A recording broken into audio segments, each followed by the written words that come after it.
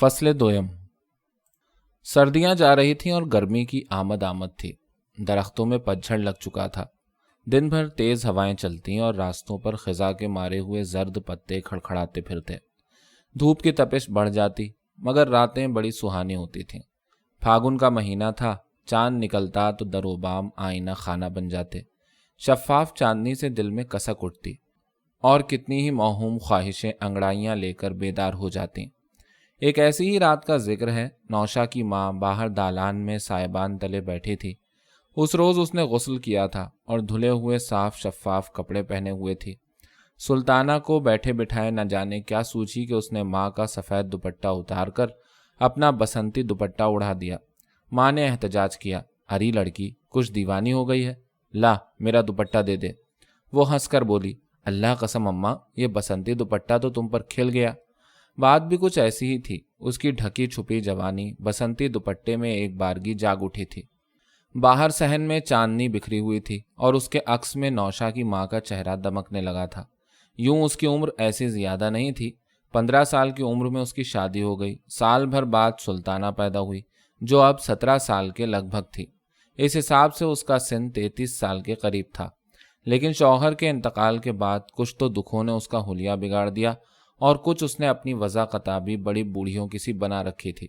वरना एक ज़माने में वो बड़ी तरहदार औरत थी। शौहर चाहने वाला मिला था। वो था तो कचहरी में मुहर्रिर, मगर उसने कभी बीवी का दिल मैला नहीं किया। अगर आधी रात को भी उसने किसी चीज़ की फरमाइश की तो वो उसी वक्त जाकर ले आता। मगर अब उसको मरे हुए 5 साल हो गए थे और इन 5 सालों में उसके सारे जतन हो गए। कौन सी मुसीबत थी जो उसने नहीं झेली, कौन सी परेशानी थी जिससे उसका साबिका नहीं पड़ा। ओढ़ने को तो उसने बसंती दुपट्टा ओढ़ लिया, मगर डर रही थी कि किसी मोहल्ले टोले वाले ने देख लिया तो वो नक्कू बन जाएगी। सब यही कहेंगे कि रंडापा छोड़ छाड़ अब बनना संवरना शुरू कर दिया है। मारते का हाथ सब पकड़ लेते हैं, कहते कि जबान कोई नहीं पकड़ता। वो बैठी यही सोच रही थी कि इतने में नियाज आ गया।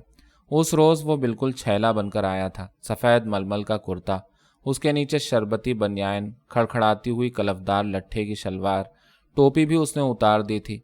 आड़ी मांग निकालकर बड़ी मेहनत से बालों को जमाया था, जिन पर चिपड़ा हुआ खुशबूदार तेल चमक रहा था। एक हाथ में चमेली के फूलों का गजरा पड़ा था और कान में इत्र का फोया लगा था। नियाज आकर बैठा तो सारा घर महकने लगा। उस वक्त वो था भी बड़ा खुश। नौशा की माँ को बसंती दुपट्टा पहने देखा तो मुस्कुराकर बोला, अरे आज तो आपको पहचानना मुश्किल हो गया। सुल्ताना जो करीब ही बैठी थी कहने लगी, दूल्हा भाई, मैं उनसे अभी यही कह रही थी, अच्छा खासा अपना हुलिया बिगाड़ रखा है। जब देखो ये निगोड़ा मोटा सफ़ेद दुपट्टा सर से मंडे बैठी हैं। नियाज ने मुड़कर सुल्ताना को देखा, जिसका हुस्न सफ़ेद लिबास की सादगी में कुछ और निखर गया था। उसके गुलाबी होंठ मुस्कुरा रहे थे और आंखों में ताज़ा खिले हुए फूलों की शगुफ्तगी थी। वो उसकी हाँ में हाँ मिलाने लगा। ठीक तो कह रही है सुल्ताना, खुदा कसम ये दुपट्टा आप पर बड़ा अच्छा लग रहा है। नौशा की माँ शर्मा कर बोली, क्यों तुम दोनों मिलकर मुझे बना रहे हो। सुल्ताना खिलखिलाकर हंस पड़ी। नियाज को उसकी ये हंसी बड़ी अच्छी लगी। वो उसको खुश करने के लिए कहने लगा, सुल्ताना तुम इनको रोज़ रंगीन दुपट्टे पहनाया करो, ज़रा देखो तो कैसी जच रही हैं। भाई इसी बात पर सबका मुंह मीठा हो जाए। वो उस वक्त बड़े शाहाना मूड में था। अभी अभी उसने चोरी के मोटर टायर फरोख्त किए थे, जिसमें उसको कई 100 रुपए का मुनाफा हुआ था। उसने अन्नू को बुलाया और जेब से 5 रुपए का नोट निकाल कर बोला, ज़रा लपक कर शेर भर गर्म गर्म बालूशाही तो लाओ। नौशा की माँ ने उसको बहुत मना किया, मगर वो बाज ना आया। उसने ज़बरदस्ती करके अन्नू को मिठाई लाने के लिए भेज दिया।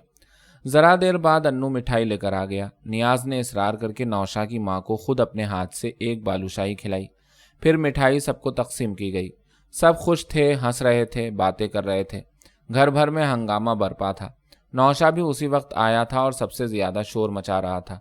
रात गए तक ये हंगामा जारी रहा। आखिर नौशा और अन्नू अपने अपने बिस्तरों में जाकर दुबक गए। थोड़ी देर बाद सुल्ताना भी जमाइयाँ लेने लगी। जब वो बिस्तर पर जाने के वास्ते उठी तो नियाज ने उसको इस तरह देखा कि उसकी नज़रें कह रही थीं, कुछ देर तो और बैठो, मगर वो वहाँ से उठकर कमरे के अंदर चली गई। नियाज बार बार मुड़कर कमरे की जानिब तकता रहा कि शायद सुल्ताना वापस आ जाए, मगर वो बेखबर पड़ी सो रही थी। नियाज ज़रा देर तक बुझा बुझा सा बैठा रहा। फिर उसने सोचा, चलो आज लगे हाथों सुल्ताना के साथ रिश्ते की बात छेड़ दी जाए। कुछ यही सोचकर वो अपनी घरेलू तकलीफ़ों का रोना रोने लगा। उसने होटल के खराब खाने से लेकर घर के अकेले पन तक की बात कह डाली। सुल्ताना की माँ चुपचाप उसकी सारी बातें सुनती रही। जब वो सब कुछ कह चुका तो उसने इजहार हमदर्दी के तौर पर कहा, मेरा कहा मानो तो अपना घर बसा लो, इस तरह कब तक तकलीफें उठाओगे? नियाज यही बात उसकी ज़बान से सुनने का अरसे से ख्वाहिशमंद था। उसने फौरन कहा, सोच तो मैं भी यही रहा हूँ, मगर मेरा यहाँ बैठा कौन है जो कहीं सिलसिला छेड़ा जाए। ले दे के एक आपका घर है जहाँ चला आता हूँ। वो कहने लगी, कोई लड़की है तुम्हारी नज़र में? नियाज के जहन में एक बार ये ख्याल उभरा कि वो साफ बात कह दे, मगर हिचकिचाहट के बायस वो अपनी बात कह न सका। उसने सिर्फ इस कदर कहा, यह तो आप ही को सोचना पड़ेगा। वो उसकी बात का मतलब कुछ कुछ भांप गई। कहने लगी, भाई मैं क्या बताऊं, अगर मेरी सुल्ताना कुछ बड़ी होती तो मैं खुदा कसम उसको तुम्हारे साथ ब्याह देती। नियाज के सीने पर एक घूंसा सा लगा। बौखला कर बोला, आप मेरी कितनी उम्र समझती हैं? वो कहने लगी, ये तो मैं जानती नहीं। हाँ, इतना ज़रूर है कि सुल्ताना की और तुम्हारी उम्र में आधों आध का फ़र्क होगा। नियाज ये बात किसी तरह मानने को तैयार न था। खिसियानी हंसी हंसकर बोला, आप भी कमाल कर रही हैं, इतना फ़र्क कैसे हो सकता है? नौशा की माँ बोली, बुरा ना मानो तो एक बात कहूँ। ज़रूर कहिए। वो उस वक्त सब कुछ सुनने को तैयार था। सुल्ताना की माँ ने दबी ज़बान से कहा, सच पूछो तो उम्र में तो 2-4 साल मैं तुमसे छोटी होंगी। वो हैरत ज़दा होकर चीख पड़ा, जी? वो बताने लगी, मेरी उम्र तुम क्या समझते हो? 30-31 से ज़्यादा न होगी। 2-4 साल उसने अपनी तरफ से कम कर दिए। नियाज ने इस दफ़ा उसको भरपूर नज़रों से देखा। वो वाकई अभी तक खासी जवान थी। सर के सारे बाल सियाह थे और बड़े सलीके से गुंधे हुए थे। चेहरे के नकूश का तीखापन गो के मांद पड़ चुका था, फिर भी उनमें किसी कदर ताजगी थी। अलबत्ता जिस्म ज़रा भद्दा हो गया था, ख़ास तौर पर कूल्हे जो बहुत फैल गए थे। फिर भी उसमें एक सरधज और कशिश नज़र आ रही थी। नियाज ने अब तक उसको इस नज़र से नहीं देखा था। वो उसको सिर्फ सुल्ताना की माँ की हैसियत से देखता था, और उस वक्त वो उसको सिर्फ एक औरत की हैसियत से देख रहा था, और वो भी एक मर्द की नज़र से। सुल्ताना की माँ ने जो उसको इस तरह गहरी नज़रों से घूरते देखा तो शर्मा कर दुपट्टा सर पर सरका लिया। पहली बार उसको एहसास हुआ कि वो नियाज के सामने शर्मा भी सकती है। इस एहसास में खौफ था, एक लज्जत थी, ऐसी लज्जत जिससे वो नाआशना नहीं थी और जिसको वो थपक कर सुला चुकी थी। उसने अपने जिस्म के अंदर पसीने की नमी महसूस की। वो घबरा रही थी, और उस घबराहट पर काबू पाने के लिए उसने जल्दी से पानदान खोलकर पान लगाया और नियाज की तरफ हाथ बढ़ाकर बोली, किस सोच में पड़ गए? लो पान खाओ। नियाज ने हाथ बढ़ाकर पान लिया। दोनों की उंगलियां एक दूसरे से मस हुईं। नौशा की माँ का हाथ कपकपाया और पान नीचे गिर पड़ा। दोनों चौंक कर एक साथ बोले, अरे! इसके बाद दोनों खामोश हो गए और कई मिनट तक चुप बैठे रहे। चांदनी और निखर गई थी, हवा सनकी हुई थी और नियाज की कलाई में पड़े हुए गजरे के फूल महक रहे थे। एकाएक ही कमरे के अंदर लैंप जोर से भड़का और बुझ गया। वो उठकर कमरे के अंदर चली गई, जहां घुप अंधेरा था। जितनी देर वो कमरे के अंदर रही, ये तमाम वक्त नियाज ने बड़ी बेचैनी में गुजारा। वो खामोश बैठा सोच रहा था कि ये सब क्या हो रहा है, क्या होने वाला है। क्या वो उठकर यहाँ से चुपचाप चला जाए? कई सवाल उसके जहन में उभर उभर कर गौते लगा रहे थे। उजली उजली चांदनी बाहर सहन में बिखरी हुई थी, हवा सिसकियां भरती हुई चल रही थी और चमेली के फूल महक रहे थे। जब वो कमरे से बाहर निकली तो नियाज ने गर्दन मोड़कर उसकी जानिब देखा। वो आहिस्ता आहिस्ता चलती हुई उसके करीब आ गई। नियाज की नज़रें बराबर उसके जिस्म के पेचो खम पे मंडलाती रहीं, मगर जब वो उससे हटकर दूर बैठने लगी तो नियाज की ज़बान से बेसाख्ता निकल गया, यहाँ मेरे करीब आ जाइए। वो खिसक कर उसके करीब हो गई, मगर नज़र उठाकर ना देखा। दोनों चुप बैठे रहे। उजली चांदनी के झलकते हुए अक्स में दोनों दालान की तन्हाई में खामोश बैठे थे। नियाज ने फूलों का गजरा हाथ से निकालकर सामने रख दिया और लम्हा भर तक उसके साथ उंगलियों से खेलता रहा और बराबर ये सोचता रहा कि वो क्या बात करे। बहुत देर बाद वो बोली, बहुत रात हो गई। उसकी आवाज़ में थरथराहट थी। नियाज कहने लगा, 11 बजा होगा। दोनों फिर खामोश हो गए। ये खामोशी बड़ी हैजान अंगेज थी। नियाज ने घबरा कर अंगड़ाई ली और उसको गौर से देखा। फिर उसने आहिस्ता से कहा, ज़रा और करीब आ जाओ, और वो खुद उसकी तरफ झुक गया। वो कसमसाकर अपनी जगह पर रह गई। नियाज ने उसकी चौड़ी चकली कमर में हाथ डालकर कहा, यूं नहीं, यूं, और उसको अपनी जानिब घसीट लिया। अंदर कमरे में सुल्ताना और उसके दोनों भाई घुप अंधेरे में पड़े सो रहे थे। नियाज बहुत तड़के उठकर नौशा के घर से चला गया। रात के हादसे की यादगार गजरे के मसले हुए फूल रह गए थे, जो दालान में हर तरफ बिखरे हुए थे। इसके बाद बारहा ऐसा हुआ कि नियाज सरे शाम नौशा के घर आ जाता। رات گئے تک بیٹھا باتیں کیا کرتا اور الگ صبح اٹھ کر چپکے سے باہر چلا جاتا، لیکن سلطانہ ابھی تک اس کی نظروں پر چڑھی ہوئی تھی، بلکہ ماں اور بیٹی جب کبھی ساتھ بیٹھی ہوتی تو ماں اس کو بھدی اور بدوزہ معلوم ہوتی۔ موقع مل جاتا تو نیاز سلطانہ سے ہنس کر بات بھی کر لیتا، مگر ماں اب اس کی کڑی نگرانی کرنے لگی تھی، کسی وقت بھی اس کو اکیلا چھوڑ کر نہ جاتی، ذرا سی بات پر اس کو سختی سے ڈانٹ دیتی۔ نیاز کی موجودگی میں سلطانہ کا بیٹھنا دوبھر ہو جاتا۔ ایک روز ایسا ہوا کہ نیاز سلطانہ کی ماں سے بیٹھا باتیں کر رہا تھا۔ کسی رشتہ دار کے یہاں کوئی تقریب تھی، ماں اور بیٹی ذرا دیر پہلے وہاں سے واپس لوٹی تھیں۔ سلطانہ ابھی تک اپنا ریشمی جوڑا پہنے ہوئی تھی، اس لباس میں اس کی خوبصورتی کو چار چاند لگ رہے تھے، چہرے پر معصومیت کے ساتھ وقار چھلک رہا تھا۔ نیاز کے لیے ضبط کرنا مشکل ہو گیا، وہ بار بار اس کی جانب دیکھ رہا تھا۔ سلطانہ کو بھی اس وقت اپنی دلکشی کا پورا احساس تھا۔ ماں کے بار بار کہنے کے باوجود اس نے لباس تبدیل نہیں کیا تھا اور وہیں ماں کے کولہے سے لگی بیٹھی تھی۔ نیاز نے جو ایک بار نظر اٹھا کر دیکھا تو سلطانہ کی نگاہیں بھی اس کی جانب اٹھی ہوئی تھیں۔ وہ بے ساختہ مسکرا دی، وہ بھی مسکرا دیا۔ ماں سر جھکائے پان لگا رہی تھی۔ اچانک اس کی نظر سلطانہ پر پڑ گئی۔ اس نے سلطانہ کو مسکراتے دیکھ لیا۔ ایک بارگی اس کی تیوری پر بل پڑ گئے۔ اس نے قہر آلود نظروں سے اس کو گھورا اور ڈانٹ کر بولی، جا اندر جا کر بیٹھ، جب دیکھو سر پر سوار ہے۔ سلطانہ اترانے لگی، ابھی نیند نہیں آ رہی ہے۔ ماں نے غصے سے کہا، جاتی ہے کہ نہیں؟ پھر وہ اس کو دھکیلتی ہوئی کمرے کے اندر لے گئی۔ وہاں اس نے سلطانہ کے رخسار میں زور سے چٹکی بھر کر دبی زبان سے کہا، حرام زادی، میں تیرے سب کرتوت جانتی ہوں۔ سلطانہ منہ بسور کر رہ گئی۔ ماں کے انداز میں جذبہ رقابت صاف جھلک رہا تھا۔ یہ بات سلطانہ نے تو محسوس نہ کی، البتہ نیاز کو اس کا شدت سے احساس ہوا۔ دوسرے ہی دن سے نیاز یہ بات غور کرنے لگا کہ سلطانہ اب اس کے سامنے آتے ہوئے کتراتی تھی۔ کمرے کے اندر سے کبھی کبھار صرف اس کے بولنے کی آواز آ جاتی۔ اس نے ایک آدھ بار باتوں میں ماں سے سلطانہ کا ذکر کیا تو وہ بات کو بڑی ترش روئی کے ساتھ ٹال گئی۔ نیاز کے ذہن میں اچھی خاصی الجھن پیدا ہو گئی۔ کئی روز اسی الجھن میں گزر گئے۔ انہی دنوں ایک روز نیاز خلاف توقع دن کے وقت نوشا کے گھر چلا گیا۔ 10 ساڑھے 10 بجے کا وقت تھا۔ سلطانہ کی ماں کی طبیعت خراب تھی، وہ انو کے ساتھ اسپتال گئی تھی۔ نوشا کارخانے جا چکا تھا، گھر میں صرف سلطانہ تھی۔ نیاز نے جو ماں کو غیر حاضر دیکھا تو سیدھا سلطانہ کے پاس پہنچ گیا۔ وہ اس کو اپنے روبرو دیکھ کر گھبرا گئی۔ نیاز نے سب سے پہلی بات جو اس سے پوچھی وہ یہ تھی، اب تم دکھائی کیوں نہیں دیتی؟ ہر وقت کمرے کے اندر کیوں بیٹھی رہتی ہو؟ اس نے صاف بات بتا دی، اماں نے آپ کے سامنے آنے سے منع کر دیا ہے۔ نیاز کے ذہن کو زبردست جھٹکا لگا، گھبرا کر بولا، کیوں؟ اس نے جواب دیا، انہوں نے کہا ہے کہ دولہا بھائی سے پردہ کیا کرو۔ نیاز نے دل ہی دل میں کہا، اچھا تو یہ بات ہے۔ جب ہی سلطانہ نے اس کے سامنے آنا جانا بند کر دیا۔ ایک بار کی اس نے سلطانہ کی ماں کے خلاف خود میں شدید نفرت کا جذبہ محسوس کیا۔ ذرا دیر تک وہ خاموش کھڑا پیچ و تاب کھاتا رہا، پھر اس نے محبت بھری نظروں سے سلطانہ کو دیکھا اور بڑے پیار سے بولا، سلطانہ۔ وہ آہستہ سے بولی، جی۔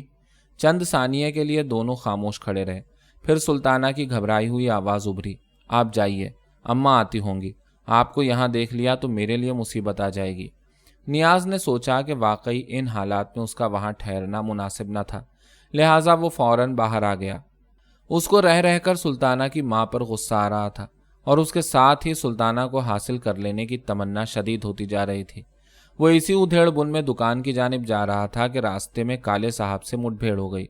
کالے صاحب نے ملتے ہی کہا، مسٹر نیاز، بہت پریشان دکھائی دے رہے ہو، کیا بات ہے؟ نیاز نے اس کو ٹالنا چاہا تو کالے صاحب اس کے سر ہو گیا، میں کہتا ہوں تم اپنی لائف انشور کروا لو، کوئی پریشانی نہیں رہے گی۔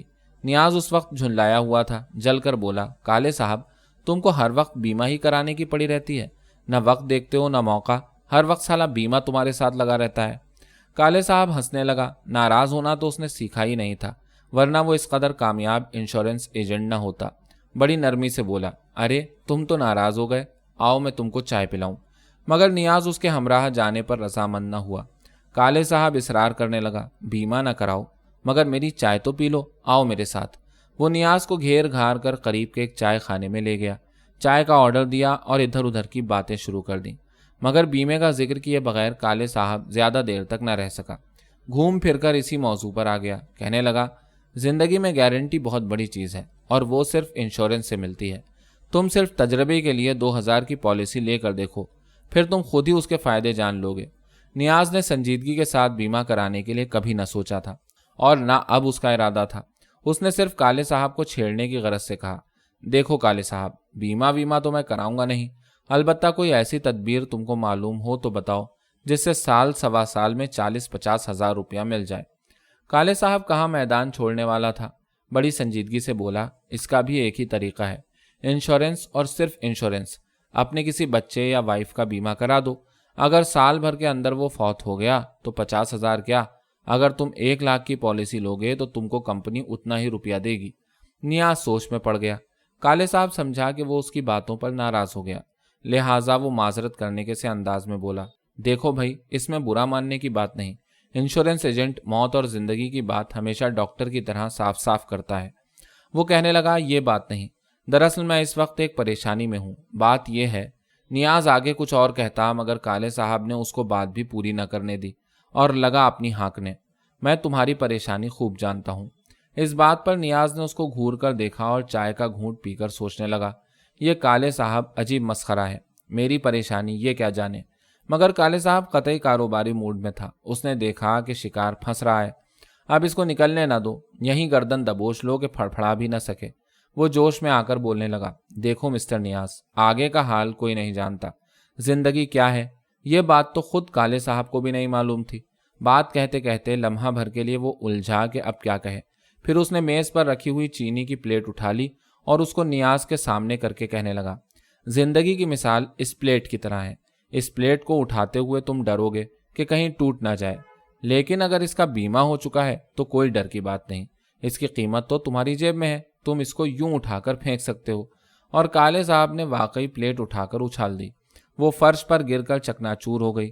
پلیٹ کے ٹوٹنے کا چھناکا ہوا تو کالے صاحب بھی چونکا کہ یہ اس نے کیا کر دیا۔ چائے خانے میں ذرا دیر کے لیے سنسنی پھیل گئی۔ ایک بیرا لپک کر اس کے پاس آیا اور پوچھنے لگا، صاحب آپ نے پلیٹ کیوں توڑ ڈالی؟ کالے صاحب بڑا چکرایا، پھر کھسیانہ ہو کر ہنسنے لگا۔ نیاز کو بھی ہنسی آ گئی۔ بیرا کہنے لگا، صاحب ہنسی کی بات نہیں، 2 روپیہ ڈانٹ بھرنا پڑے گا۔ ہوا بھی یہی، چائے کے بل کے ساتھ کالے صاحب کو پلیٹ کے بھی 2 روپے دینا پڑے۔ اس 2 روپے کی چپت سے کالے صاحب کی ساری تیزی رفو چکر ہو گئی۔ بھیگی بلی کی طرح مری ہوئی آواز سے کہنے لگا، مسٹر نیاز، اب کہاں تم سے ملاقات ہوگی؟ آج کے دن سے پہلے اگر کالے صاحب یہ بات نیاز سے پوچھتا تو وہ جل کر کہتا جہنم میں، مگر اب وہ واقعی کالے صاحب سے بیمہ کرانے کے بارے میں سوچ رہا تھا۔ کہنے لگا، پرسوں سپہر کو آ جاؤ، اس وقت کام بھی نہیں ہوتا، اطمینان سے بات ہوگی۔ ملنے کا پروگرام طے کر کے دونوں اپنے اپنے راستے چل دیے۔ دکان پہنچ کر نیاز کالے صاحب کی باتوں پر دیر تک غور کرتا رہا۔ وہ ان لوگوں میں سے تھا جو صرف روپیہ پیدا کرنے کے لیے پیدا ہوتے ہیں اور اسی کے بوجھ سے دبے ہوئے ایک روز چپ چاپ دنیا سے کوچ کر جاتے ہیں۔ نیاز نے سوچا کہ اگر بیمے کے ذریعے سال 2 سال میں 40-50 ہزار کی رقم ہاتھ لگ جائے تو مزہ آ جائے۔ بات کچھ سمجھ میں بھی آتی تھی، لیکن اس کے لیے پہلے ایک بیوی کی ضرورت تھی۔ سوچتے سوچتے اس نے ایک اسکیم تیار کی اور اس روز معمول سے کچھ پہلے نوشا کے یہاں پہنچ گیا۔ سلطانہ کمرے کے اندر بیٹھی تھی، کبھی کبھی اس کی آواز ابھرتی تو نیاز کے سینے پر سانپ لوٹ جاتا اور نوشا کی ماں کی ہر بات اس کو زہر میں بجھی ہوئی معلوم ہوتی۔ وہ اس وقت نیاز کے سامنے بیٹھی ہنس ہنس کر پڑوس کی ایک عورت کا قصہ سنا رہی تھی جس کی شلوار میں چوہیا گھس گئی تھی۔ جب پہر رات گزر گئی اور گھر پر گہرا سناٹا چھا گیا تو نیاز نے خلوت میں اس سے بڑے پیار سے کہا، اس طرح کب تک یہ چوری چھپے کا سلسلہ چلتا رہے گا؟ میرا تو اب تمہارے بغیر ایک گھڑی جی نہیں لگتا۔ وہ مسکرا کر بولی، دن میں گھڑی 2 گھڑی کو چلے آیا کرو۔ وہ کہنے لگا، میں تو کہتا ہوں کہ کیوں نہ ایک روز قاضی کو بلوا کر 2 بول پڑھوا لیے جائیں، اللہ رسول بھی خوش اور دنیا کا بھی خوف نہیں۔ سلطانہ کی ماں کی بھی یہی خواہش تھی، مگر اس کے اپنے پروگرام کے مطابق ابھی اس نیک کام کا وقت نہیں آیا تھا۔ بات یہ تھی کہ اس کو نیاز کی نیت پر شبہ تھا۔ وہ چاہتی تھی کہ پہلے سلطانہ کا کسی کے ساتھ بیاہ کر دے، لہٰذا اس نے نیاز کی بات کو اس وقت بڑی خوش اسلوبی کے ساتھ ٹال دیا۔ سپہر کا وقت تھا، سائے طویل ہو گئے تھے، سڑکوں پر چھڑکاؤ شروع ہو گیا تھا۔ سلمان کہیں سے تھکا ہارا آ رہا تھا، راستے میں اس کی انو سے مٹ بھیڑ ہو گئی۔ گھر نزدیک تھا، وہ اصرار کر کے سلمان کو گھر لے آیا۔ ماں نے اندر بلا لیا۔ سلمان ان دنوں پریشانیوں میں گھرا ہوا تھا۔ کالج میں گرمیوں کی چھٹیاں ہو چکی تھیں، مگر اس دفعہ وہ گھر نہیں گیا تھا۔ اس کا باپ کسی بات پر اس سے ناراض ہو گیا تھا۔ ہر ماہ کے اخراجات کے لیے جو رقم آتی تھی وہ بھی بند کر دی تھی۔ وہ پیسے کو محتاج ہو رہا تھا، اکثر فاقے بھی کرنا پڑتے۔ صحت خراب ہو گئی تھی، چہرہ بیماروں کی طرح زرد نظر آ رہا تھا۔ نوشا کی ماں نے جو اس کی یہ حالت دیکھی تو تعجب سے پوچھا، کیا تم بیمار پڑ گئے تھے؟ وہ صاف جھوٹ بول گیا، جی ہاں، ٹائیفائیڈ ہو گیا تھا۔ وہ بولی، جبھی تو میں کہوں کہ تم اس روز کے بعد سے آئے کیوں نہیں؟ سلمان کہنے لگا، کچھ تو امتحان کی مصروفیت رہی، اس کے بعد فرصت ہوئی تو اچانک بیمار پڑ گیا۔ سلمان کچھ دیر ادھر ادھر کی باتیں کر کے جانے لگا تو نوشا کی ماں نے اس کو روک لیا کہ کھانا کھا کر جانا۔ وہ تھی بھی کچھ باتونی عورت، اور اس روز تو اس پر باتوں کا دورہ پڑا تھا۔ نہ جانے کہاں کہاں کے قصے اس کو سناتی رہی۔ سلمان خاموشی سے بیٹھا اس کی باتیں سنتا رہا۔ اس عرصے میں کئی بار دروازے پر سلطانہ کی جھلک نظر آئی۔ سلمان جو ماں کی بے سروپا باتوں سے اکتا گیا تھا، سلطانہ میں دلچسپی لینے لگا۔ اب وہ ماں کی نظریں بچا کر اس کی جانب بھی دیکھ لیتا۔ سلمان نے سوچا، لڑکی خوبصورت ہے، الہڑ ہے، اور سب سے بڑی بات یہ کہ وہ اس کی ذات میں دلچسپی لے رہی تھی۔ یہ احساس خود اپنی جگہ کم کشش انگیز نہیں تھا، اور ان دنوں تو وہ پریشانیوں میں گھرا ہوا تھا۔ اس کو پناہ کی ضرورت تھی، ایک ذہنی فرار کی ضرورت تھی۔ کچھ یہی وجہ تھی کہ وہ کمرے کے اندر گرمی کے حبس کے باوجود دیر تک بیٹھا نوشا کی ماں سے باتیں کرتا رہا۔ دن ڈھلنے لگا تھا، شام کی آمد تھی۔ نوشا کی ماں کسی ضرورت سے کمرے کے باہر چلی گئی۔ کمرے میں وہ تنہا رہ گیا تھا، اور اس تنہا کمرے میں سلطانہ کے جوان جسم کی مہک رچی ہوئی تھی۔ اس مہک میں ایک لذت اور وارفتگی تھی جس کو وہ چپ چاپ بیٹھا محسوس کرتا رہا۔ شام کا دھندلکا افق کی سیڑھیوں سے اترتا ہوا در و دیوار پر پھیل گیا۔ گلی کی چہل پہل بڑھ گئی، گھروں کے اندر بچوں کا شور ابھرنے لگا۔ موسم گرما کی یہ ایک ایسی شام تھی جس کی لذت کو وہ صرف آوازوں سے محسوس کر رہا تھا۔ ان آوازوں میں سلطانہ کی بھی آواز تھی۔ وہ خام خواہ اٹھلا اٹھلا کر بول رہی تھی، جیسے اس کو اس بات کا بخوبی احساس تھا کہ کوئی اس کی آواز سن رہا ہے۔ تھوڑی دیر بعد کھانا آ گیا۔ کھانے میں خاصا تکلف کیا گیا تھا۔ وہ صبح کا بھوکا تھا۔ کھانا اس کو پسند آیا اور اس نے تعریف بھی کی۔ نوشا کی ماں اصرار کر کے اس کو ایک ایک چیز کھلاتی رہی۔ اس کی یہ شام بڑی مزیدار گزری۔ ایک روز ناغہ کر کے تیسرے دن وہ پھر وہاں پہنچا۔ نوشا کی ماں اس روز بھی بڑی محبت کے ساتھ پیش آئی۔ باتوں باتوں میں نوشا کے باپ کا ذکر آ گیا۔ وہ ایک لمبی چوڑی داستان سنانے لگی۔ نہ جانے وہ کب تک اس قصے کو جاری رکھتی کہ اسی اثنا میں کسی نے آ کر اطلاع دی کہ سامنے والی کوٹھی میں جو منشی جی رہتے تھے ان کا انتقال ہو گیا۔ ان کے گھر سے نوشا کی ماں کے دیرینہ مراسم تھے۔ وہ جذباتی قسم کی عورت تھی۔ اس خبر کے سنتے ہی بدحواس ہو گئی۔ اس نے سلمان سے بات بھی نہیں کی اور فوراً منشی جی مرحوم کے گھر کی طرف چل دی۔ کمرے میں اب سلمان کے پاس صرف نوشا رہ گیا تھا اور کمرے کے باہر سلطانہ تھی جو کھانا پکانے میں مشغول تھی۔ سلمان نوشا سے باتیں کرنے لگا۔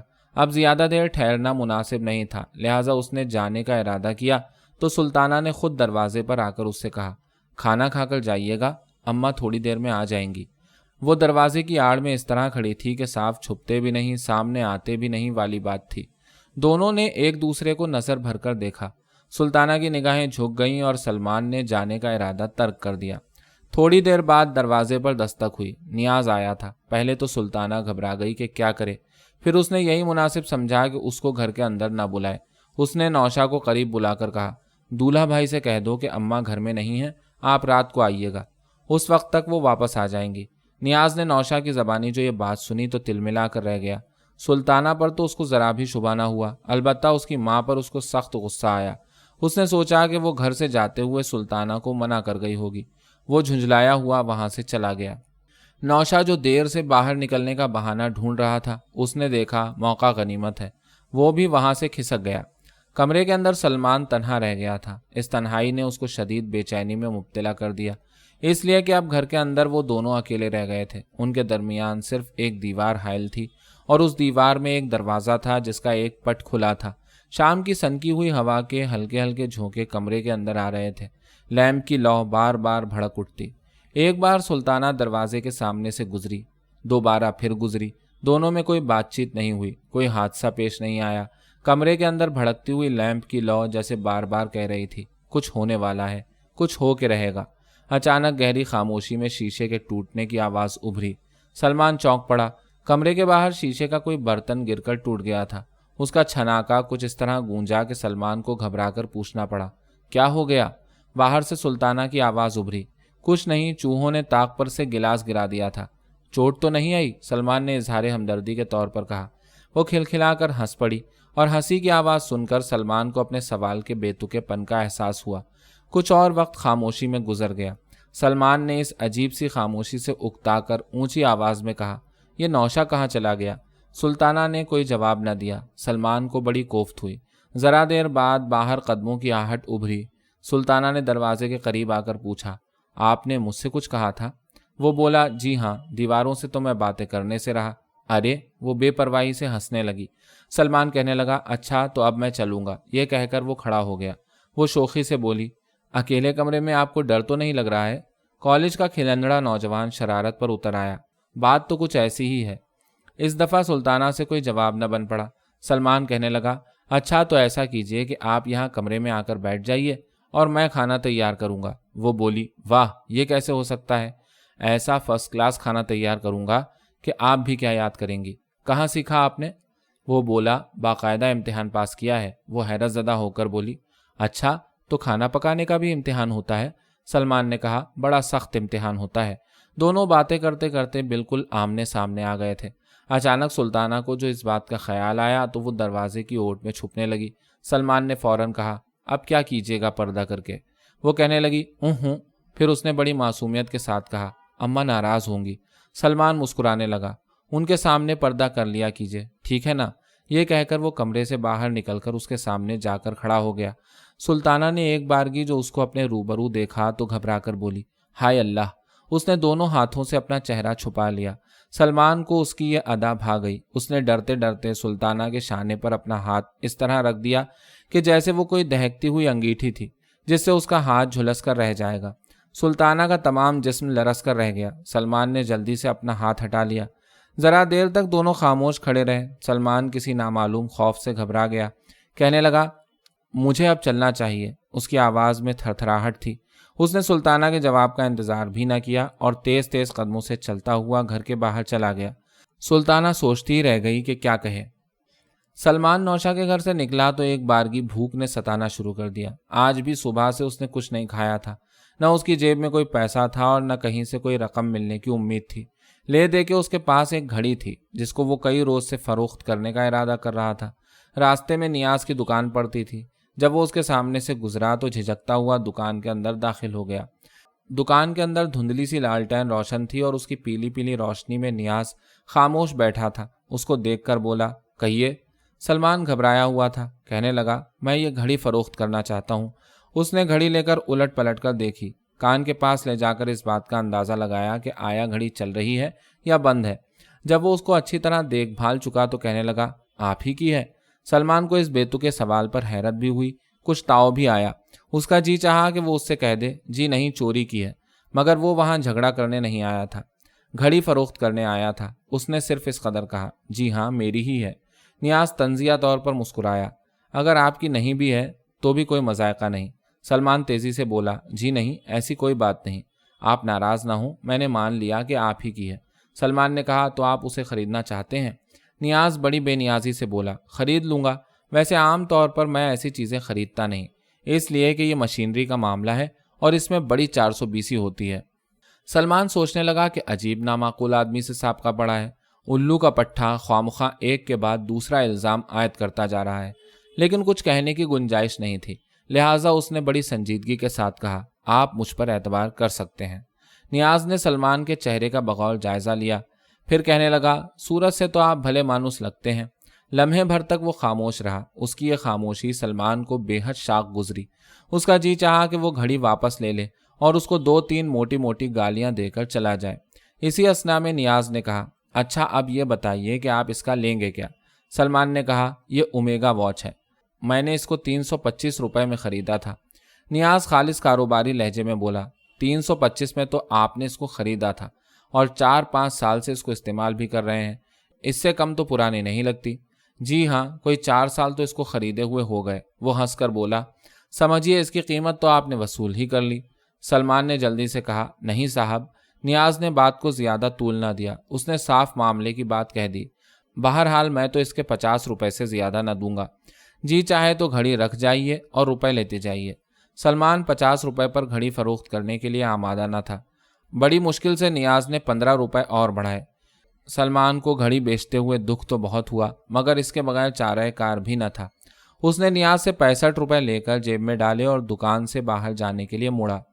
चलते चलते नियाज ने टोक कर कहा, आइंदा भी किसी चीज़ को फरोख्त करने का इरादा हो तो यहीं आ जाया कीजिए, इंशाअल्लाह दूसरी जगह के मुकाबले में आप यहाँ से खुश जाएंगे। सलमान ने उसकी तरफ देखे बगैर कहा, बहुत अच्छी बात है, और दुकान से निकलकर सड़क पर आ गया। रात सुहानी थी और सलमान की जेब में 65 रुपए पड़े थे। अरसे से दबी हुई ख्वाहिशें एक बारगी जाग उठीं। वो सीधा एक बार के अंदर गया। वहाँ उसने बियर की 2 बोतलें पीं, होटल में डटकर खाना खाया और एक दोस्त के घर चला गया। हस्बे मामूल वहाँ रमी हो रही थी। सलमान भी जाकर शामिल हो गया। शनिचर की रात थी, दूसरे दिन इतवार की छुट्टी थी, इसलिए तमाम रात खेल होता रहा। उस रोज सलमान का सितारा उरूज पर था। जैसे कार्ड उसने चाहे वैसे ही मिले। 2 आने पॉइंट से खेल हो रहा था। सलमान ने बैठते के साथ ही वारे न्यारे कर दिए। जब वो वहां से उठा तो मस्जिदों में अजानें हो रही थीं। हर तरफ सुरमई धुंध फैली हुई थी। सलमान की जेब में कुछ ऊपर 300 रुपए थे और आंखें शब बेदारी के बायस सुर्ख हो रही थीं। तमाम दिन वो अपने उस कमरे में पड़ा बेखबर सोता रहा, जिसकी हर चीज़ उसकी ज़िंदगी की तरह बेतरतीब थी। दिन ढले वो नौशा के घर की तरफ जाने के इरादे से निकला। रास्ते में अकबर मिल गया। वो उसका बेतकल्लुफ दोस्त था। दोनों ने बार में जाकर कई गिलास बियर के पिए और वहीं ये प्रोग्राम बना कि किसी अच्छी सी तवाइफ का गाना सुना जाए। दोनों ने कई बालाखानों के चक्कर काटे। आखिर एक गाने वाली उनको पसंद आई। गाना तो वो कुछ वाजबी सा जानती थी, मगर आवाज़ ऐसी प्यारी थी जैसे कोयल कूक रही हो। सिन भी ज़्यादा नहीं था, अदाओं में अल्हड़पन था। एक एक बोल के साथ यूं भाव बताती थी कि आंखों के सामने तस्वीर खिंच जाती। सलमान को वो सांवली सलोनी तवाइफ कुछ इस कदर भा गई कि वो कई घंटे तक बैठा गाना सुनता रहा। शुरू में कुछ दूसरे तमाशबीन भी वहाँ मौजूद थे, मगर रफ्ता रफ्ता सब चले गए। उस वक्त आधी रात गुजर चुकी थी। महफिल अपने शबाब पर थी। सलमान की फरमाइश पर तवाइफ एक ठुमरी गा रही थी, तुम बिन नाही आवत चैन। अब उसने पैरों में घुंघरू बांध लिए थे और आहिस्ता आहिस्ता नाचती भी जा रही थी। ठुमरी के बोल ऊंचे उठते गए, नाच तेज होता गया। तबलची झूम झूम कर ठेका दे रहा था और तवाइफ का जिस्म यूं लचक रहा था कि सलमान को बार बार पहलू बदलना पड़ता। वो उसकी आंखों में आंखें डालकर लहराती हुई जब उसके करीब आती तो वो बेताब होकर गहरी सांस भरता और झुककर अकबर के कान में कहता, यार हम तो कत्ल हो गए, साली बड़ी जोरदार लौंडिया है। ऐन उस वक्त जब नाच और ठुमरी के फड़कदार बोलों ने सलमान को वारफ्ता कर दिया था और वो बेकाबू होकर चीख चीख पड़ता, हाय क्या बात है मेरी जान, हाय जियो, सागर को मेरे हाथ से लेना के चला मैं। अचानक दरवाजे पर एक भद्दा सा आदमी नमूदार हुआ। उसकी घनी मूछें थीं, आंखें उल्लू की तरह गोल गोल थीं, लिबास ढीला ढाला था। वज़ाक़ता से वो भड़वा लगता था। अंदर आकर उसने दोनों को देखा और गाँव तकिए से लगकर बैठ गया। सलमान भी उसको दलाल समझा। कहने लगा, अम्मा कुछ शराब वराब का भी बंदोबस्त कराओगे? उसने सलमान की जानिब तीखी नज़रों से देखा और तवाइफ से डांट कर कहने लगा, बंद करो जी ये नाचना वाचना, बस हो चुका मुजरा।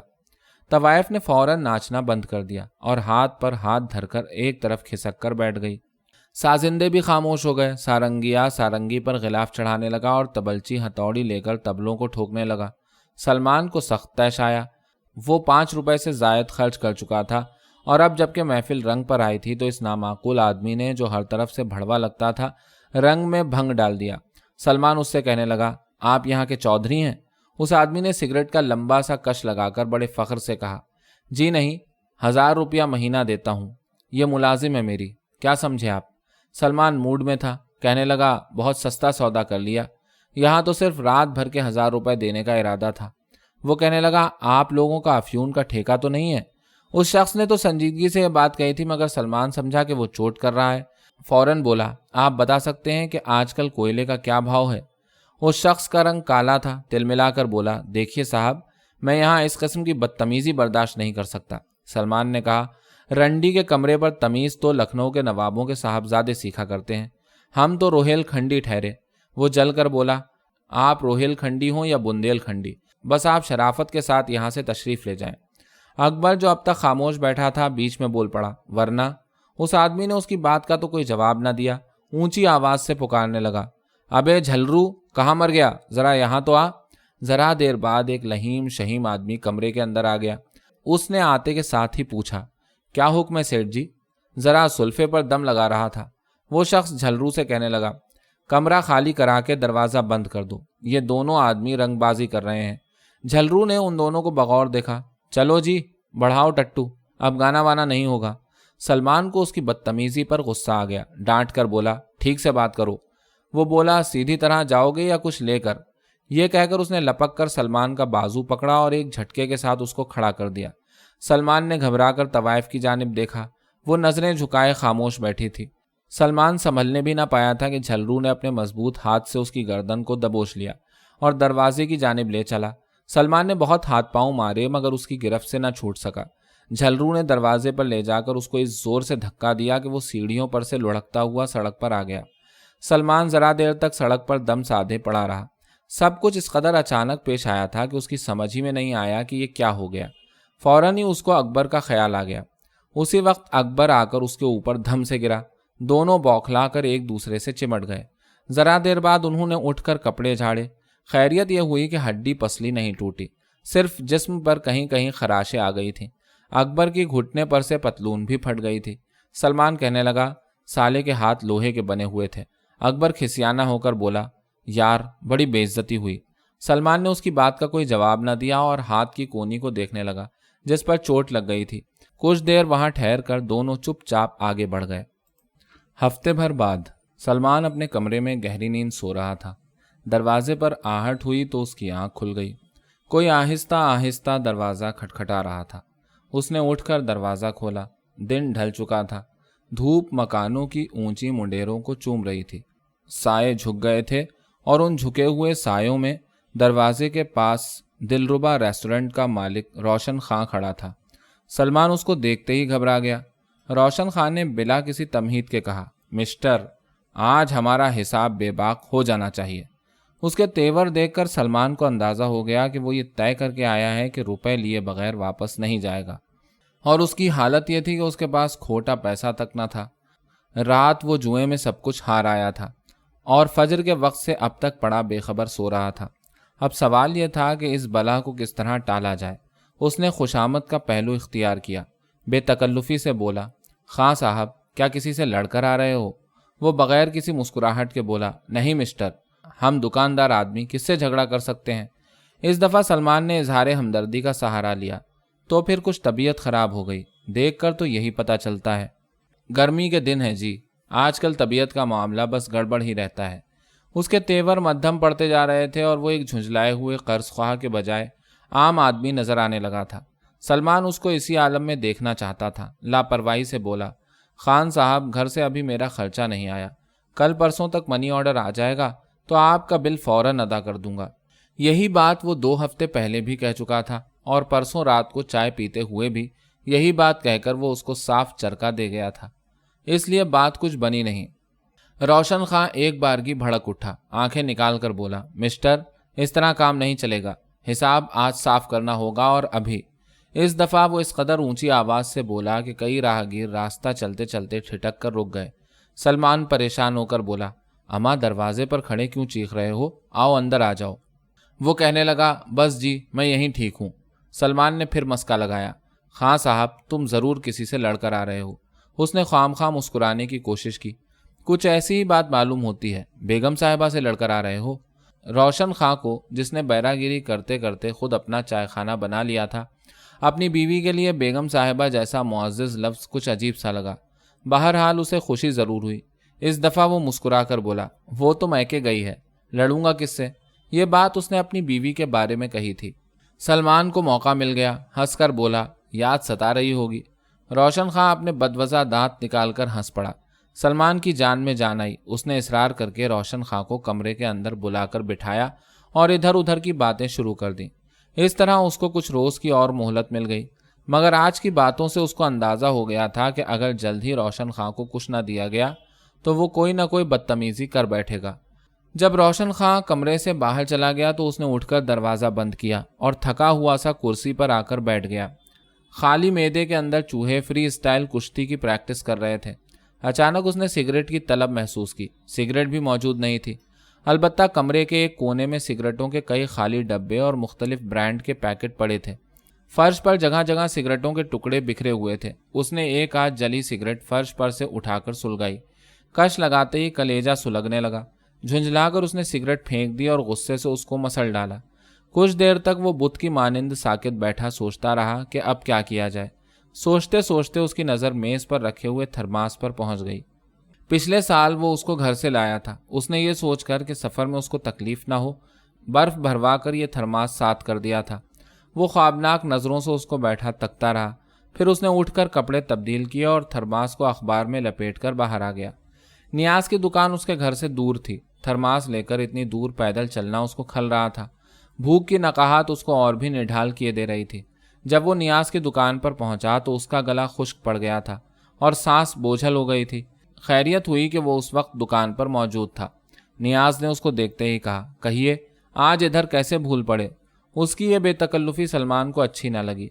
वो कोऑपरेटिव सोसाइटी के रजिस्ट्रार का बेटा था। किसी कबाड़िए का इस तरह बेतकल्लुफ़ी से बात करना उसके नज़दीक इंतहाई मायूब बात थी। उसने नियाज की बात का कोई जवाब न दिया। खामोशी के साथ थर्मास पर से कागज़ अलहदा किया और उसके सामने रख दिया। थर्मास बिल्कुल नया था। नियाज ने हैरत से कहा, बेचने लाए हो?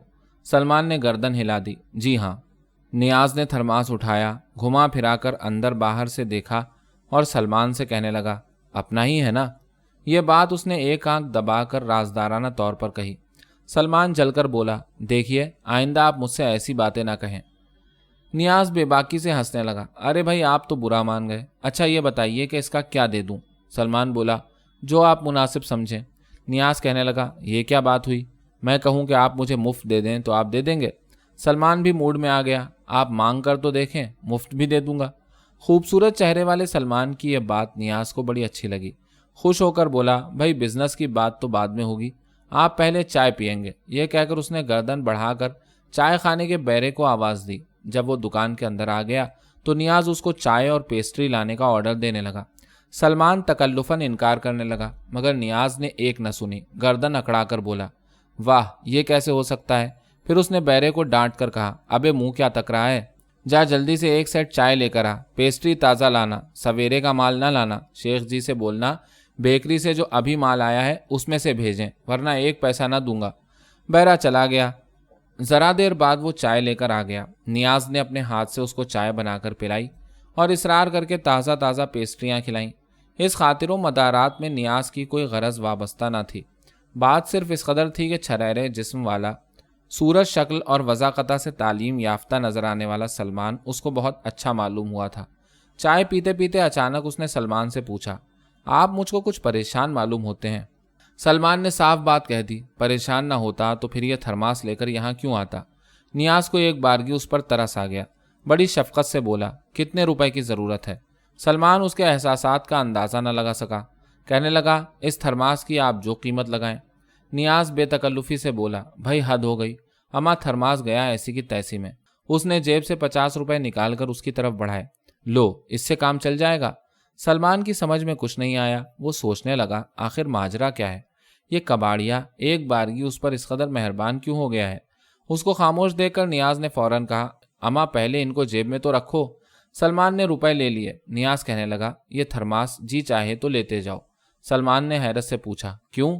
नियाज ने उसकी पीठ पर हाथ मारकर कहा, यार हम तो शराफत पर जान देते हैं, पैसा साला तो हाथ का मैल है, इधर आया उधर गया। सच पूछो तो उस रोज़ भी मैं तुम्हारी घड़ी न रखता। फिर ये सोच कर रह गया कि पहला साबिका है, तुम न जाने क्या सोचो। ये ज़माना साला बहुत ख़राब है। हालांकि ये बात उसने बिल्कुल झूठ कही थी। उस दिन उसने कोई ऐसी बात नहीं सोची थी। उसका बस चलता तो वो घड़ी के 20 रुपए से ज़ायद न देता, मगर आज उसका रवैया बिल्कुल मुख्तलिफ था। सलमान उसकी बातों से बड़ा मुतासिर हुआ। उसने दिल ही दिल में सोचा कि जिस शख्स को वो बेहद घटिया और काइयाँ समझ रहा था वो तो बड़ा अच्छा आदमी निकला, मगर वो अब उससे कहे तो क्या कहे। बहर सूरत वो सिर्फ इस कदर कह सका, थर्मास आप अपने पास रहने दें, मैं आपके रुपए देकर उसको ले जाऊंगा। नियाज ख्वामख्वाह की खफगी का इजहार करने लगा, यार अब तुम दिल ना तोड़ो, दोस्तों का हिसाब दिल में रहता है, ये लेना देना तो चलता ही रहेगा। वो ज़रूरत से ज़्यादा बेतकल्लुफ़ होता जा रहा था और सलमान को उसकी ये बेतकल्लुफ़ी अब ज़रा भी बुरी न लगी। वो देर तक बैठा उससे बातें करता रहा। शाम हो गई। नियाज ने लालटेन जलाई। अंधेरा फैलने लगा था। सलमान दोबारा आने का वादा करके दुकान से बाहर आ गया, लेकिन जिस वक्त वो दुकान के दरवाजे से बाहर निकल रहा था उसी वक्त नौशा भी वहां पहुंच गया। उसने सलमान को देखा तो ठिठक के रह गया। سلمان کی اس پر نظر نہ پڑی۔ نوشاد چاہتا بھی یہی تھا۔ جیسے ہی سلمان آگے بڑھا، نوشاد جھٹ سے دکان کے اندر داخل ہو گیا۔ اس روز نوشاد خالی ہاتھ آیا تھا اور اس ارادے سے آیا تھا کہ نیاز سے 1 روپیہ ادھار مل جائے تو اچھا ہے۔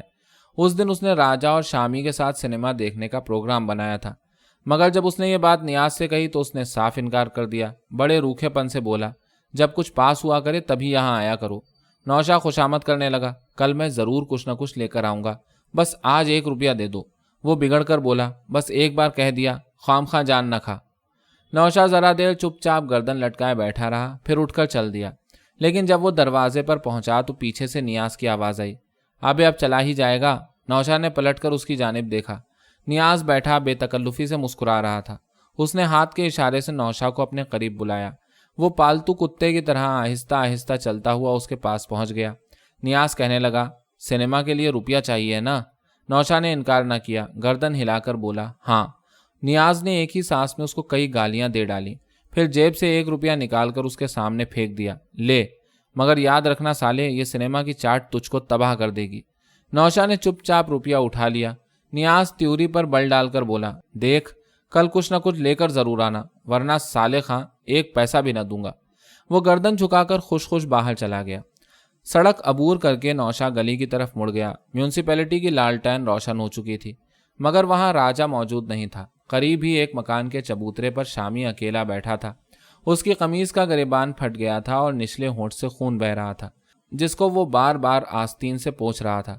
آستین پر جگہ جگہ خون کے لال لال دھبے نظر آ رہے تھے۔ نوشاد کو آتے دیکھ کر شامی نے ڈبڈبائی آنکھوں سے اس کی جانب دیکھا اور خاموشی کے ساتھ ہونٹ سے رستا ہوا خون آستین سے پوچھنے لگا۔ نوشاد نے قریب جا کر گھبرائے ہوئے لہجے میں کہا، ابے کیا ہو گیا؟ ابا نے مارا ہے؟ اس نے گردن ہلا دی۔ نہیں۔ نوشاد نے جلدی سے پوچھا، پھر کیا ہوا؟ شامی نے منہ سے تو کچھ نہیں کہا، البتہ اس کی آنکھوں سے آنسو پھوٹ پڑے۔ وہ سسکیاں بھر کر رونے لگا۔ نوشاد اور گھبرا گیا، ڈانٹ کر بولا، ابے منہ سے تو کچھ بول کے ہوا کیا؟ شامی بھرائی ہوئی آواز سے بولا، اس سالے ڈاکٹر موٹو کے لڑکے اور نوکر نے مل کر مارا ہے۔ اتنا کہہ کر وہ اور بھی زیادہ پھوٹ پھوٹ کر رونے لگا۔ نوشاد نے کہا، اچھا تو وہ سالہ بھوریا تھا، وہ تو 1 نمبر کا حرامی ہے، پر تو ان سے کہاں ٹکرا گیا؟ شامی سسکیاں بھر کر کہنے لگا، اماں بات کچھ بھی نہیں تھی ایسی۔ دوپہر کو میں دکان سے کھانا کھانے کے لیے گھر آ رہا تھا تو بڑے میدان میں مل گیا۔ کہنے لگا، آؤ گلی ڈنڈا کھیلیں۔ پہلے تو یہی بدماشی کی کہ داؤں اپنا رکھا، پھر دیر تک دھوپ میں پدایا۔ جب میری باری آئی تو کہنے لگا کہ داؤ نہیں دوں گا۔ میں نے کہا کہ میں تو داؤں لیے بغیر نہیں جانے دوں گا۔ کیوں، ٹھیک بات کہی نا میں نے؟ اس نے بیچ میں نوشاد سے سوال کر ڈالا۔ نوشاد بولا، بالکل ٹھیک بات تھی۔ ہاں، پھر کیا ہوا؟ شامی بتانے لگا، بس سالے نے چھوٹتے ہی ناک پر گھونسا مارا، خدا قسم میرے آنسو نکل آئے، بس مجھے تاؤ آ گیا، سالے کو اٹھا کر دھوں سے وہیں دے مارا، روتا ہوا چلا گیا۔ اب شام کو اپنے نوکر کو لے کر آیا تھا، دونوں کے پاس اسٹکیں تھیں۔ نوشاد نے حیرت سے کہا، اچھا تو سالے اسٹکیں لے کر آئے تھے؟ ہاں جی، آتے ہی مارنا شروع کر دیا۔ نوشاد ایک بار کی جوش میں آ گیا، ان کی تو ایسی کی تیسی، آخر سمجھا کیا ہے؟ تو پرواہ نہ کر، سالوں کو گھر میں گھس کر نہ مارا تو نام نہیں۔ شامی کا سارا دکھ اڑن چھو ہو گیا، جلدی سے بولا، راجا کو بھی ساتھ لیے لیتے ہیں۔ نوشاد نے کہا، ہاں اس کو بھی لے لو، مگر وہ آیا کیوں نہیں؟ پتہ نہیں کیوں نہیں آیا اب تک۔ نوشاد نے مشورہ دیا، چلو پہلے اس کو ڈھونڈ لیں۔ شامی جھٹ سے چبوترے پر سے نیچے اتر آیا۔ دونوں راجا کی کھولی کی جانب چل دیے۔ راجا خلاف معمول دروازے پر منہ لٹکائے گمسم بیٹھا تھا۔ اس کے قریب ہی لکڑی کی ایک بھدی سی گاڑی پڑی تھی، جس کے اندر وہ بوڑھے گداگر کو بٹھا کر پھیری پر جایا کرتا تھا۔ کھولی کے اندر گہری تاریکی پھیلی تھی۔ اس پس منظر کے ساتھ دھندلی دھندلی روشنی میں راجا سائے کی مانند معلوم ہو رہا تھا۔ دونوں نے اس کو افسردہ دیکھا تو حیرت زدہ رہ گئے۔ نوشاد سمجھا کہ راجا بھی کہیں سے لڑ جھگڑ کر آیا ہے۔ قریب جا کر بولا، ابے یہ رونی صورت بنائے کیوں بیٹھا ہے؟ راجا نے کوئی جواب نہ دیا، اسی طرح منہ لٹکائے بیٹھا رہا۔ نوشاد نے جیب سے روپیہ نکال کر ٹن سے بجایا، بول کیا کہتا ہے؟ اس دفعہ وہ بیزاری سے بولا، یار پریشان نہ کر، اپنا یوں ہی ڈبہ گل ہو رہا ہے۔ شامی بیچ میں بول پڑا، استاد سے جھگڑا ہو گیا؟ نہیں یار، استاد بیچارے کو تو پولیس والے پکڑ کر لے گئے۔ راجا کی زبان سے یہ بات سن کر دونوں چونک پڑے۔ دریافت کرنے پر معلوم ہوا کہ اس کو انسداد گداگری کے قانون کے تحت گرفتار کر کے سرکاری محتاج خانے بھیج دیا گیا ہے۔ راجا یہ باتیں کہتے کہتے بہت اداس ہو گیا، اس لیے کہ بوڑھے گداگر کے گرفتار ہو جانے سے اس کی آمدنی کا ذریعہ اچانک بند ہو گیا تھا۔ وہ دونوں جس ارادے سے وہاں آئے تھے، راجا کو غمگین دیکھ کر اس کا ذکر بھی نہیں کیا۔ سنیما جانے کا پروگرام بھی منسوخ ہو گیا۔ تینوں نے مسلم ہوٹل میں جا کر چائے پی اور دیر تک اس بات پر غور کرتے رہے کہ راجا کو اب کیا کام کرنا چاہیے۔ رات گئے جب ان کی محفل برخاست ہوئی تو نوشا نے وعدہ کیا کہ وہ اس کو اپنے کارخانے میں کام دلانے کے لیے حاجی فٹر سے بات کرے گا، مگر نوشا کی کوئی کوشش کام نہیں آئی اور راجا کئی وقت کے فاقے کرنے لگا۔ اس نے بھیک مانگنے کی کوشش کی تو ایک روز پولیس کے ہتھے چڑھ گیا۔ انہوں نے دوسرے گداگروں کے ساتھ اس کو بھی مویشیوں کی طرح ہانک کر پولیس کی لوری میں بند کر دیا۔ یہاں راجا کا نڈر پن کام آ گیا۔ ہوا یہ کہ جب سب گداگروں کو تھانے کے احاطے میں لوری سے اتارا گیا تو راجا سب کی نظریں بچا کر لوری کے نیچے دبک گیا اور موقع لگتے ہی احاطے کی دیوار پھاند کر ایسا رفو چکر ہوا کہ پولیس کے کانسٹیبل دیکھتے کے دیکھتے ہی رہ گئے۔ کئی روز تک وہ اپنی کھولی میں پولیس کے ڈر سے چھپا رہا۔ نوشا اور شامی آ جاتے تو پیٹ بھرنے کا سہارا ہو جاتا۔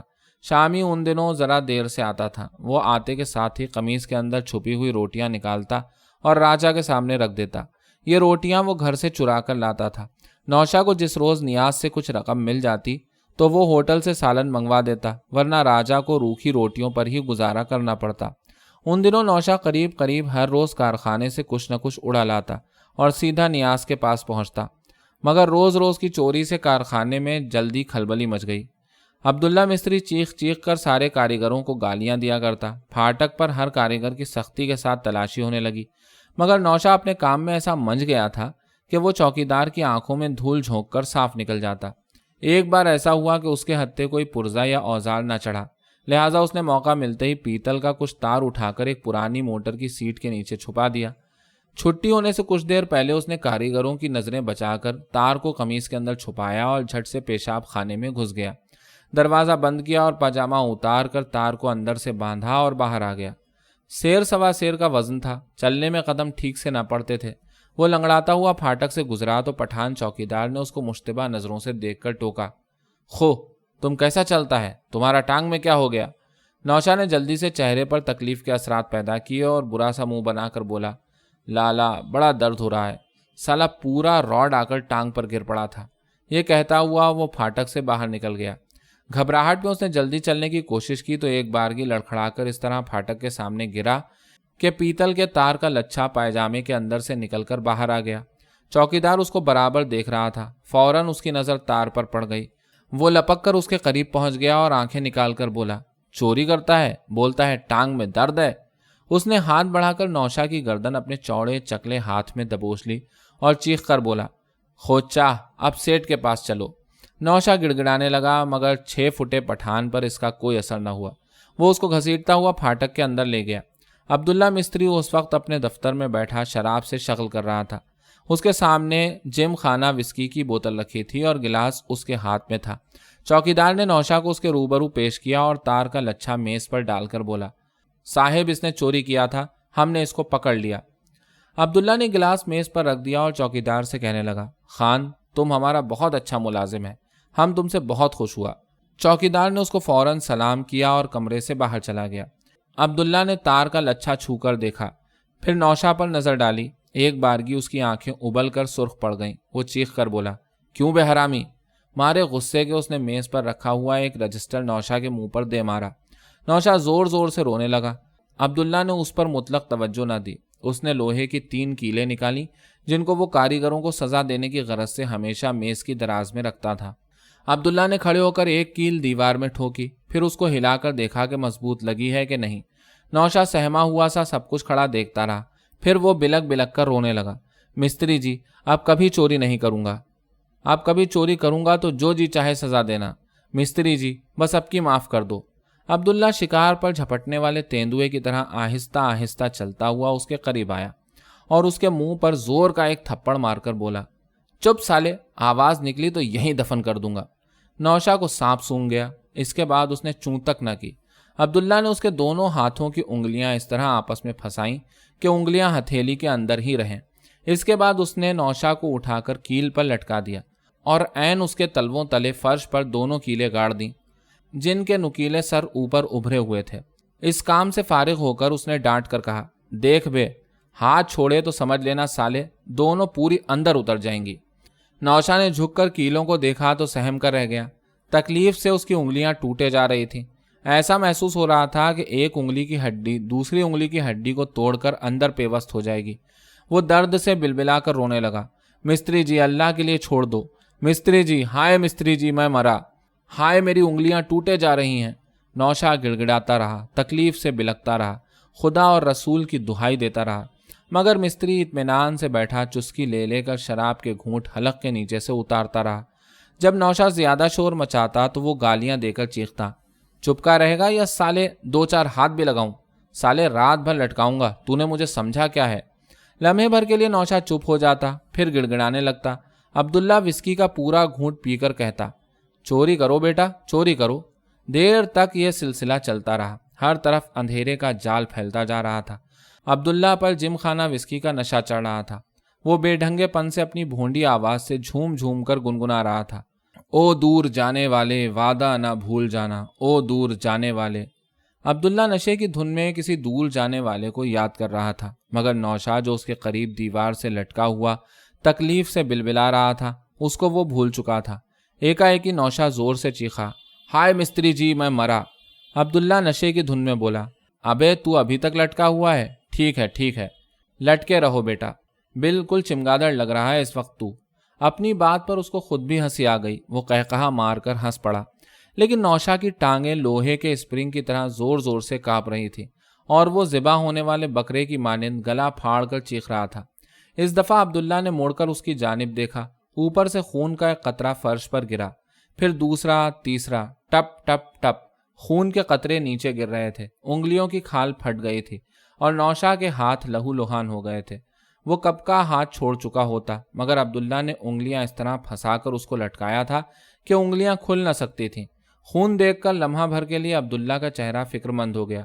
وہ ذرا دیر خاموش بیٹھا رہا، پھر اس نے گلاس میں پڑی ہوئی وسکی کو ایک ہی سانس میں ختم کر کے نوشا کو ایک گندی سی گالی دی اور اٹھ کر کھڑا ہو گیا۔ قریب جا کر اس نے نوشا کو نیچے اتارا۔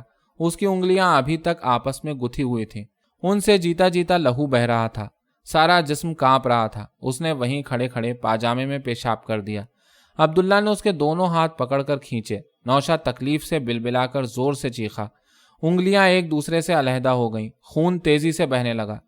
عبداللہ خاموش کھڑا نشے سے جھومتا رہا، پھر اس نے ڈانٹ کر کہا، جا پہلے ہاتھ دھو کر آ۔ نوشا لڑکھڑاتے ہوئے قدموں سے باہر چلا گیا۔ عبداللہ اپنی جگہ پر آ کر بیٹھ گیا۔ اس نے گلاس میں تھوڑی سی وسکی اونڈیلی اور ایک ہی سانس میں غٹا غٹ چڑھا گیا۔ تھوڑی دیر بعد نوشا واپس آ گیا۔ عبداللہ نے اس کو گھور کر دیکھا، مگر زبان سے ایک لفظ نہ نکالا۔ چپ چاپ جیب سے 20 روپے کے نوٹ نکالے اور ان کو نوشا کے سامنے پھینک کر بولا، لو سالے، یہ اپنے کفن کے لیے بھی لیتے جاؤ، مگر اب کبھی یہاں اپنی شکل نہ دکھانا۔ ابے منہ کیا دیکھ رہا ہے، جا دفان ہو۔ وہ زور زور سے گالیاں بکنے لگا۔ نوشا نے کانپتے ہاتھوں سے نوٹ اٹھائے اور سسکیاں بھرتا ہوا کارخانے کے پھاٹک سے باہر نکل گیا۔ جب وہ گھر پہنچا تو اس کی انگلیاں سوج گئی تھیں، ہاتھوں پہ ورم آ گیا تھا اور چہرہ گیندے کے پھول کی طرح پیلا پڑ گیا تھا۔ ماں نے دیکھا تو بدحواس ہو گئی، جلدی سے پوچھا، ارے یہ کیا کر لیا ہاتھوں کا؟ نوشا نے جیب سے 20 روپے نکال کر ماں کے سامنے ڈال دیے اور آہستہ سے بولا، مستری جی نے مجھ کو کارخانے سے نکال دیا۔ مگر اس نے صاف بات نہ بتائی، بہانہ یہ بنایا کہ ایک قیمتی پرزہ ٹوٹ گیا تھا، جس پر ناراض ہو کر عبداللہ مستری نے اس کو مارا بھی اور نوکری سے بھی برطرف کر دیا۔ ماں عبداللہ کو کوسنے دینے لگی۔ نوشا جب کارخانے سے نکلا تھا اسی وقت اس کا جسم بخار سے تپنے لگا تھا۔ اب بخار کی شدت اور بڑھ گئی تھی۔ ماں نے جراح کی دکان سے مرہم منگوایا اور انگلیوں پر لگا کر اوپر سے پٹی لپیٹ دی۔ اس کے بعد نوشا بستر پر جا کر لیٹ گیا۔ رات گئے اس نے بخار کے عالم میں سنا نیاز گھر میں آیا تھا اور ماں سے بیٹھا باتیں کر رہا تھا۔ وہ اس وقت نوشا ہی کا ذکر کر رہا تھا۔ میں کہتا ہوں کہ یہ تو آوارہ لڑکوں کی صحبت میں رہ کر پرلے درجے کا حرام خور ہو گیا ہے۔ اس نے ضرور کوئی ایسی حرکت کی ہوگی جس پر عبداللہ مستری نے اس طرح مارا، ورنہ وہ تو بڑا بھلا آدمی ہے، کاریگروں کو اپنی اولاد کی طرح رکھتا ہے۔ نوشا کو اس کی باتیں سن کر سخت غصہ آیا۔ اس نے دل ہی دل میں اس کو کئی گالیاں دی اور کروٹ بدل کر دوسری طرف منہ پھیر لیا۔ نیاز کی دکان پر کالے صاحب کی آمد و رفت بڑھ گئی تھی۔ ہر دوسرے تیسرے دن وہ کسی نہ کسی وقت وہاں پہنچ جاتا اور دیر تک بیٹھا انشورنس کی خوبیاں بتاتا رہتا۔ نیاز بھی اس کی باتوں میں دلچسپی کا اظہار کرتا۔ 50,000 کی پالیسی کا معاملہ تھا، کمیشن اچھا بنتا تھا۔ اس لیے کالے صاحب چاہتا تھا کہ جلد سے جلد معاہدے پر دستخط ہو جائیں تو اچھا ہے۔ ایک روز اس نے آتے کے ساتھ ہی اپنا پورٹ فولیو کھولا، اس میں سے بیمہ کمپنی کے کچھ کاغذات نکالے اور نیاز سے کہنے لگا، مسٹر نیاز، اللہ کا نام لے کر آج تم فارم تو بھر ہی دو۔ نیاز نے فوراً کہا، مگر بیمہ تو میں اپنی بیوی کا کراؤں گا۔ کالے صاحب نے چونک کر اس کو دیکھا مگر جلد ہی سنبھل گیا۔ کوئی بات نہیں، آپ خود پالیسی لیں یا بیگم صاحبہ کے نام سے لیں، بات ایک ہی ہے۔ لمحہ بھر توقف کرنے کے بعد وہ بولا، تو پھر ایسا کیجئے کہ ان کے نام سے فارم بھروا کر دستخط کروا دیجئے، اس کے ساتھ پہلی قسط بھی ادا کرنی ہوگی۔ نیاز مسکرا کر کہنے لگا، مگر بیوی تو موجود نہیں۔ کالے صاحب اس کی بات کا مفہوم سمجھ نہ سکا، پوچھنے لگا، وہ کہیں گئی ہوئی ہیں؟ نیاز اسی طرح بے تکلفی سے مسکراتا رہا، اس کو تو مرے ہوئے بھی کئی سال ہو گئے۔ کالے صاحب سناٹے میں آ گیا، جھنجھلا کر بولا، تو گویا آپ اب تک میرے ساتھ مذاق کر رہے تھے۔ وہ ابھی غصے میں نہ جانے اور کیا کیا کہتا، مگر نیاز فوراً بیچ میں بول پڑا، بھائی آپ تو خام خواہ برا مان گئے، بات دراصل یہ ہے کہ میں عنقریب دوسری شادی کرنے والا ہوں۔ اس کی بات سے کالے صاحب کے چہرے کی کرختگی کم ہو گئی، کہنے لگا، تو یوں کہیے نا، آپ نے میری بات ہی کب سنی، خام خواہ ناراض ہو گئے؟ تو پھر کب تک ارادہ ہے؟ ایک عدد دعوت تو ضرور ہوگی، دعوت ہوگی اور بہت جلد ہوگی۔ اس کے بعد دونوں بے تکلفی سے ہنس ہنس کر باتیں کرنے لگے۔ کچھ دیر بعد کالے صاحب نے اپنے کاغذات سمیٹ کر چمڑے کے بیگ کے اندر رکھے اور دکان سے باہر چلا گیا۔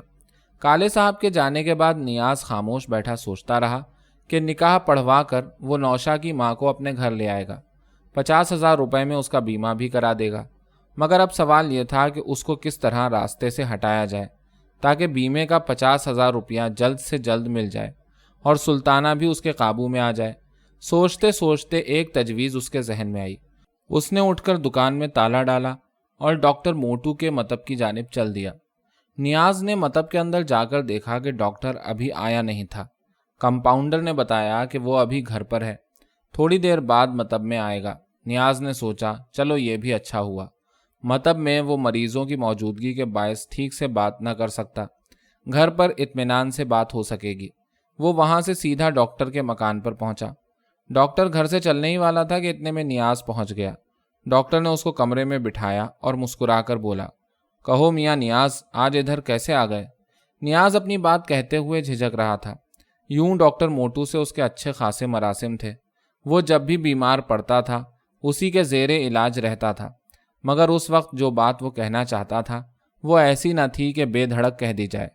حالانکہ اس کو یہ اچھی طرح معلوم تھا کہ ڈاکٹر موٹو کو رقم کھلائی جائے تو وہ ہر کام کرنے کو تیار ہو جاتا تھا۔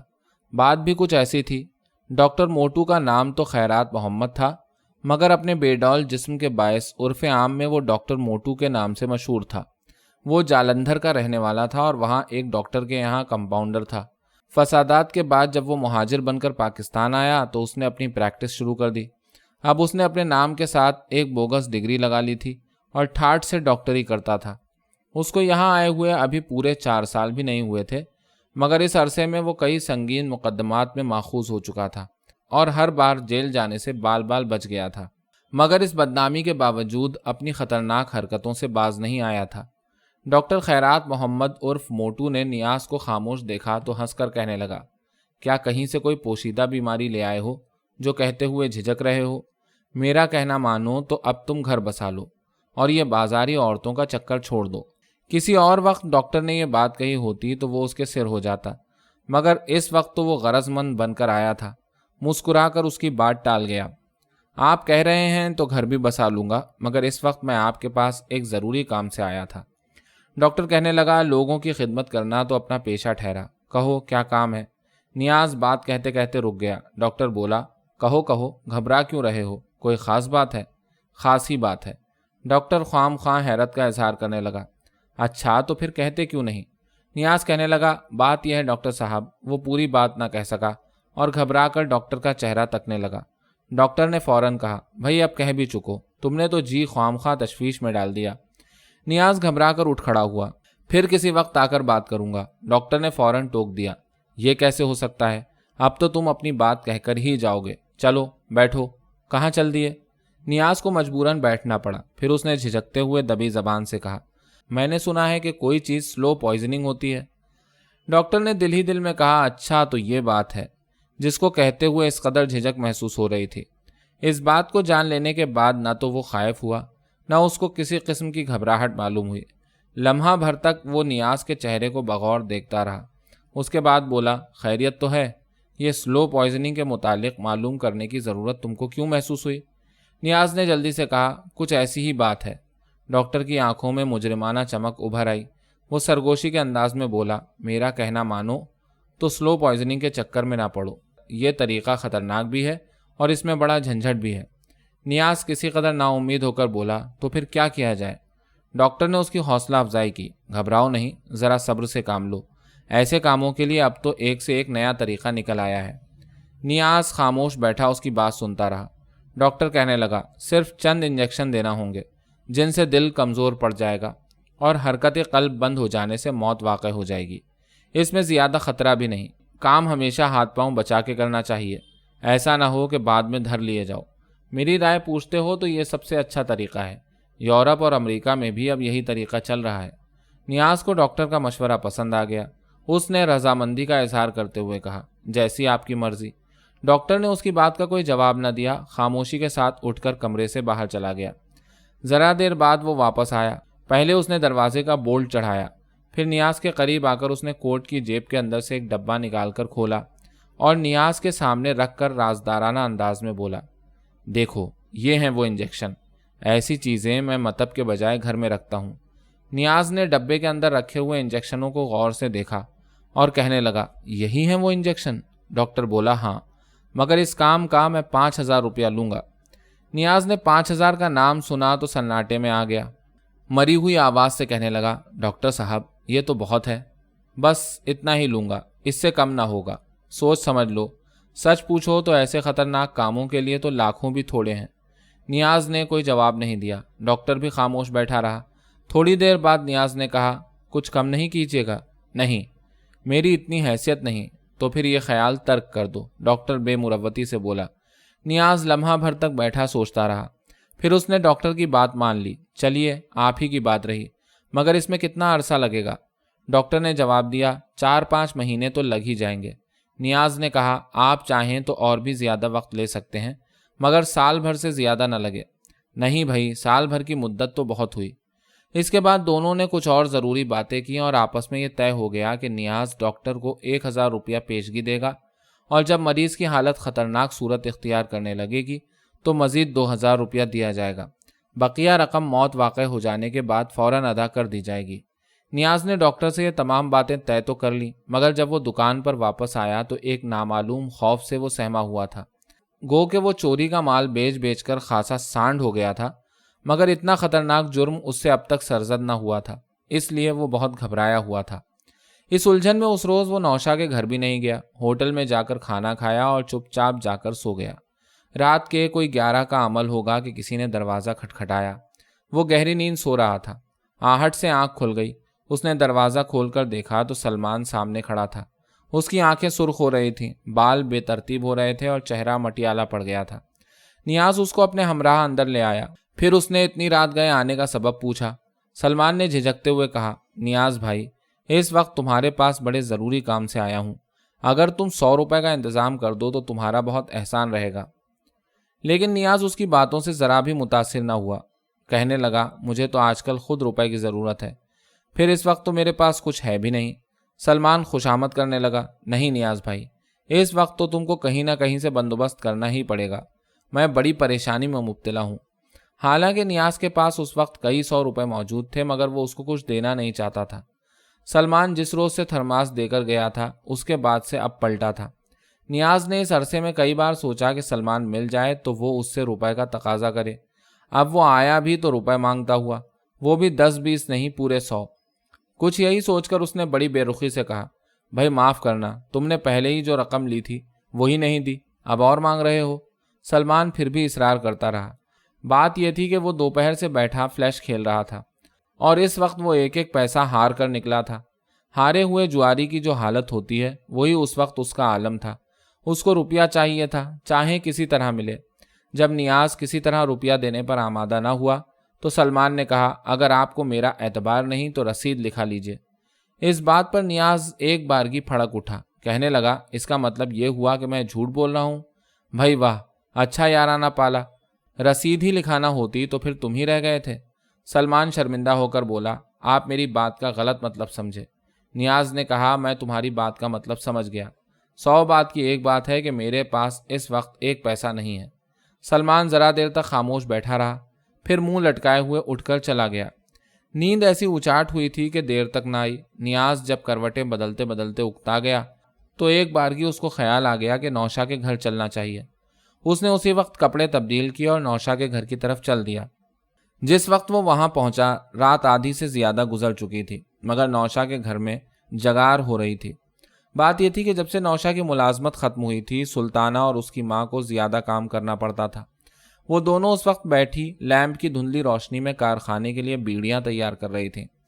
نیاز کے گھر میں داخل ہونے سے قبل سلطانہ دالان سے اٹھ کر کمرے کے اندر چلی گئی، لیکن نیاز نے جاتے جاتے بھی اس کی ایک جھلک دیکھ ہی لی۔